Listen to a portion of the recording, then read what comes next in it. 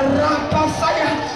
Damu ya Yesu ikusafishe, ikutakase, yafute ya mashtaka ndani ya moyo wako, ikuondolee.